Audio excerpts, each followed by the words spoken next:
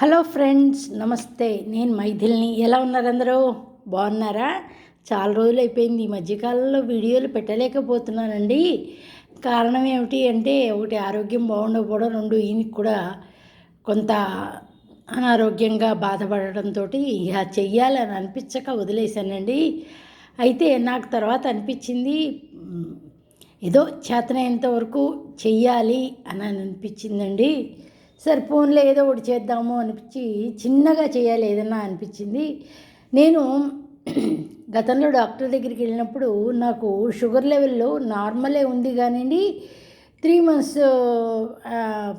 Reading మాత్రం కొంచెం ఎక్కువ ఉంది కాబట్టి ఎక్కువ స్నాక్స్ తినండి, లేదు అంటే ఎక్కువ సలాడ్స్ తినండి. అంటే స్నాక్స్ అంటే ఇక్కడ కేవలం ఉడకబెట్టినవి లేదా కాయగూరలు ఇలాంటివి మాత్రమే. స్నాక్స్ అంటే నూనెలో దేవినవి కాదండి. కాకపోతే ఏంటంటే కూరలను కూడా స్నాక్లా చేసుకుని తినచ్చండి. ఎలాగా అంటే, ఇప్పుడు ఫర్ ఎగ్జాంపుల్కి బెండకాయ ఉందనుకోండి, కొద్దిగా నూనె వేసి మగ్గబెట్టేసి దాని మీద ఉప్పు కారం జల్లి అలాగ స్నాక్లా తినచ్చు. లేదు అంటే ఇంకోటి, రకరకాలైనటువంటి కూరగాయలను ఉడకబెట్టేసి మనకు కావాల్సిన కూరలు ఏవైతే ఉంటాయో అన్నీ కొద్ది కొద్దిగా ఉప్పు పసుపు వేసుకుని తినేసేసినా సరే, ఇలాగా ఉడకబెట్టి కానీ లేదు అంటే సలాడ్లా కానీ తినండి. అప్పుడే షుగర్ లెవెల్స్ షూటప్ కాకుండా ఉంటాయి అని చెప్పడం జరిగింది. సర్లే అని చెప్పేసి రకరకాలైనటువంటి ఆహార పదార్థాలని ట్రయల్స్ వేస్తూ నా మీద నేను ప్రయోగం చేసుకుంటూ పర్వాలేదు బాగానే ఉన్నాయి అంటే తిన్న తర్వాత మళ్ళీ టెస్టింగ్ చేసుకుంటున్నాను. సో దాంతో ఇబ్బంది లేకుండా ఉంటుందండి. అయితే డాక్టర్ గారు కూడా ఇంత తొందరగా కంట్రోల్ తీసుకొచ్చేసారు, గుడ్ అని చెప్పి అన్నారు. చాలా సంతోషం అనిపించింది. అయితే అది ఎప్పటికీ కంట్రోల్లో ఉండాలి కాబట్టి ఎప్పటికీ మనం సలాడ్స్ రూపంలోనూ వెజిటబుల్స్ బాయిల్ చేసి ఇలాగా ఏదో విధంగా తేలికైన పద్ధతిలో తీసుకోవడంతో ఆరోగ్యం కుదుటపడుతోంది.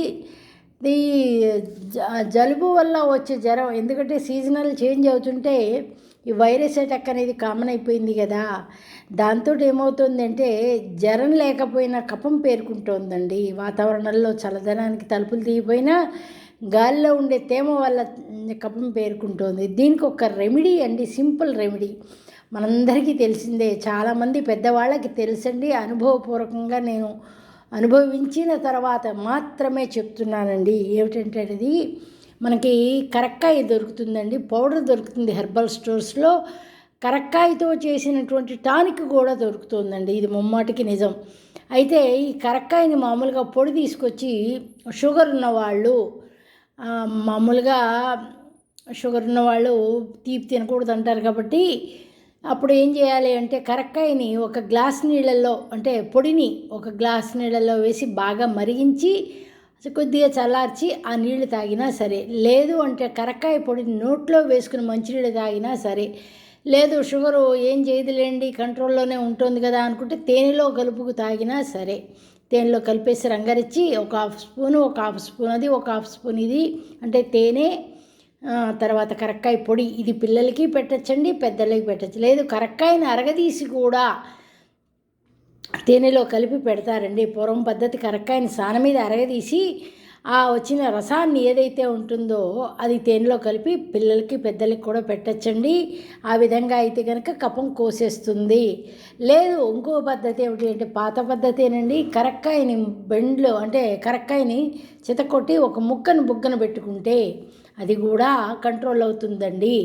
ఆ తర్వాత ఇంకోటి ఏమిటంటే పొడి దగ్గు వస్తూ ఉంటే కంటిన్యూస్గా పొడి దగ్గర అవ్వడానికి కారణం ఏమిటి అంటే కఫం లోపల ఉంటుందండి కానీ అది బయటికి రాదు. కానీ దానివల్ల ఏమవుతుందంటే పొడి దగ్గు వస్తూ ఉంటుంది, అదైతే కరగాలి. మరైతే ఎలాగా కంటిన్యూస్గా దగ్గు వస్తుంటే తెల్లవారు నిద్ర ఉండదండి, అదో పెద్ద ఇబ్బంది పెడుతూ ఉంటుంది. అందుకని ఏం చేస్తారంటే కరక్కాయని బుగ్గన పెట్టుకోవడం ఒక పద్ధతి, లేదంటే కరక్కాయని కొద్దిగా నీళ్ళలో కలుపు తాగడం ఒక పద్ధతి, లేదు అంటే కరక్కాయని తేనెలో కలుపు తాగడం ఒక పద్ధతి, లేదు అంటే శుభ్రంగా పటికి బెల్లం ముక్కని బుగ్గన పెట్టుకున్నా కూడా కఫం పొడి దగ్గు రానివ్వదండి. లేదు అంటే కందిపప్పు బుగ్గన పడుకున్నా కూడా ఈ దగ్గుని కంట్రోల్ చేస్తుందండి.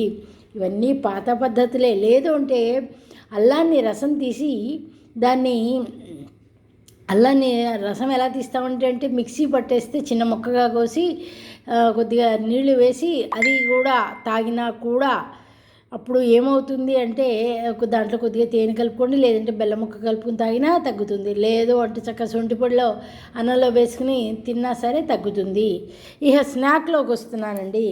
మీ అందరికీ చూపించాలి. ఈ స్నాక్ చాలా బాగుందండి. ఏం చేశానంటే ఫస్ట్ దొండకాయని ఒక్క విజిల్ రానిచ్చానండి. దొండకాయని మొదలు చివర కట్ చేసి ఆ మధ్యలో ఘాటు పెట్టి అది నీళ్ళల్లో వేసి కుక్కర్లో పెట్టి ఒక్క విజిల్ రానిచ్చానండి. ఒక్క విజిల్ రానిచ్చడం వల్ల ఏమవుతుంది అంటే తొందరగా ఉడికిపోతుంది, నూనె తక్కువ పడుతుంది.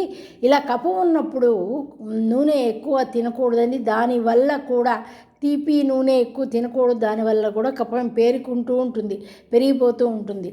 అందుకని చెప్పనేసి నూనె తక్కువ పడాలి అనే ఉద్దేశంతో నేనేం చేశానంటే ఈ దొండకాయని ఒక విజిల్ రానిచ్చిన తర్వాత దాన్ని నీళ్లు తీసేసి కొద్దిగా నూనె వేసి ఈ దొండకాయని అందులో వేసి ఉప్పు పసుపు వేసానండి. ఉప్పు పసుపు కొద్దిగా పొడికారం వేసిన తర్వాత దొండకాయ వేడి చేస్తుంది, అదైతే వాస్తవం. కాబట్టి దొండకాయ వేడి చేయకుండా ఎలా చేయాలి, ఈ జలుబు ఎలా తగ్గాలి అని ఆలోచించానండి. అయితే పుట్నాలు అంటే శనగల్ని పచ్చి శనగల్ని వేయిస్తే పుట్నాలుగా తయారవుతాయి. అందరికి బట్టీల్లో వేయిస్తారు, అది పుట్నాల పప్పు అంటారు. చట్నీ, ఇడ్లీ చట్నీకి వాడేది పప్పండి, తెల్లగా ఉంటుంది కదా. దానిని 4 వెల్లుల్లిపాయలు వేసి ఈ పుట్నాలు ఆ వెల్లుల్లిపాయ కలిపి మిక్సీ పట్టి ఇదిగో ఇలా పొడిలా చేశానండి. పొడిలా చేసి ఇదిగో కూరలో వేసానండి. చాలా బాగుందండి. చాలా తక్కువ నూనెతోటి అయిపోయిందండి. ఇలా స్నాక్ లాగానే తినచ్చు, అన్నంలోకి తినచ్చు, రోటీలోకి తినచ్చు. ఇలా తినడం వల్ల ఏంటంటే మనకు కావాల్సిన పోషకాలంతా, అలాగే దొండకాయ వేడి చేస్తుంది కాబట్టి ఆ వేడి చేయకుండా ఉండడానికి, అలాగే కఫం కోసేయడానికి వెల్లుల్లిపాయ కూడా వేయడం జరిగిందండి. ఓకేనా? నా వీడియో కనుక నచ్చినట్లయితే లైక్ చేయండి, షేర్ చేయండి, సబ్స్క్రైబ్ చేయండి. Thank you so much.